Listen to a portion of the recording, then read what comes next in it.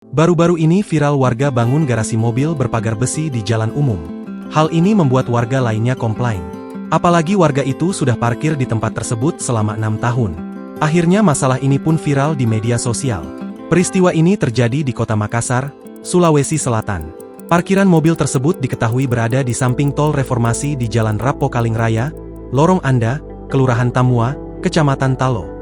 Unggahan itu ramai setelah diunggah oleh akun Instagram Makassar_info. Pemilik rumah egois membangun tempat parkiran di jalanan, tulisnya. Diketahui, parkiran tersebut dibangun di samping rumah 2 lantai dengan tinggi sekitar 3 meter dan dikelilingi pagar besi yang dicat warna hitam dan berdiri di atas drainase. Dari pantauan di lokasi, Senin, 23 September 2024, pagar besi parkiran tersebut sudah dibongkar, tetapi mobil milik si empunya garasi masih terlihat terparkir di lokasi dengan hanya ditutup kanopi. Lurah Tamua, Mappiare mengaku sudah meninjau langsung parkiran yang ramai di media sosial tersebut bersama dengan Kapolsek Talo, Binmas Talo, dan Babinsa Talo pada Sabtu, 21 September 2024. Kita turun secara persuasif, saya bilang tabe kita bongkar karena sudah melanggar karena ambil badan jalan. Warga sudah komplain karena sudah viral, kata Mappiare saat ditemui di kantornya, Senin. Mappiare menjelaskan, pemilik garasi di badan jalan tersebut akhirnya membongkar sendiri pagar besi parkirannya tersebut pada Minggu, 22 September 2024. Kalau dibongkar hari Minggu kalau tidak salah. Tapi jamnya saya tidak tahu pasti karena Sabtu masih terpasang, kata dia.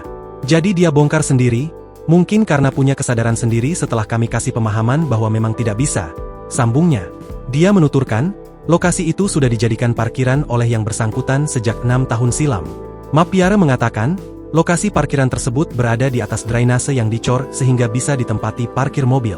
Sebenarnya jalannya sempit, tapi karena selokannya ditutup dengan cor sehingga jalannya lebar, ungkapnya.